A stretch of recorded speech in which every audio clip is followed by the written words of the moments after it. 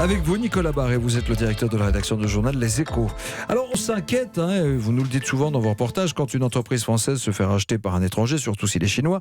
Par contre, on est content quand c'est l'inverse. Nicolas, les entreprises françaises rachètent des concurrents étrangers à tour de bras, ça n'arrête pas. Oui, figurez-vous que ces 2 dernières années, les entreprises françaises ont racheté pour plus de 100 milliards de dollars d'entreprises étrangères, 100 milliards par an, c'est-à-dire, pour donner une idée, l'équivalent des profits annuels de toutes les entreprises du CAC 40 réunies. C'est des montants inégalés depuis 2008 qui montrent une vraie volonté de conquête.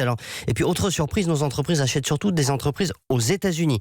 Rien que depuis le début de l'année, 18 acquisitions ont été réalisées ou annoncées selon des statistiques du cabinet Dealogic. Alors, ces acquisitions sont souvent évidemment le fait de grandes entreprises. Par exemple, Sanofi, le géant de la pharmacie, a mis 12 milliards de dollars sur la table pour racheter un spécialiste américain de l'hémophilie. Vous avez l'année précédente, Danone avait racheté WhiteWave, qui est un leader américain du bio.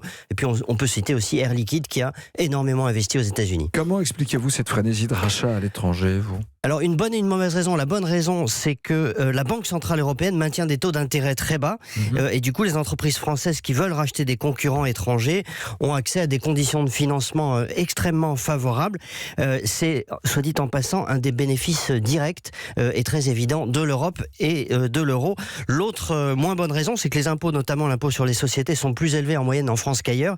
Et du coup, on peut voir aussi dans ces rachats une manière de développer des activités dans des zones moins taxées. On peut aussi considérer qu'une part de ces rachats à l'étranger se fait un peu au détriment d'investissements qui auraient pu être faits en France. C'est le revers de la médaille. Mais pourquoi les entreprises françaises sont-elles plus concurrentes que les entreprises allemandes ou d'autres entreprises européennes ? D'abord, parce qu'il y a plus de grandes entreprises en France et donc ce sont surtout elles qui sont à l'offensive à l'étranger. C'est d'ailleurs pour cette raison que les campagnes un peu démagogiques qu'on voit en ce moment de la part de certains partis politiques consistant à dénigrer le CAC 40 sont une aberration économique. Et puis 2, parce que les entreprises françaises hésitent moins à s'endetter, elles sont moins frileuses. Il faut sans doute y voir un signe, disons, de dynamisme plus que de fragilité.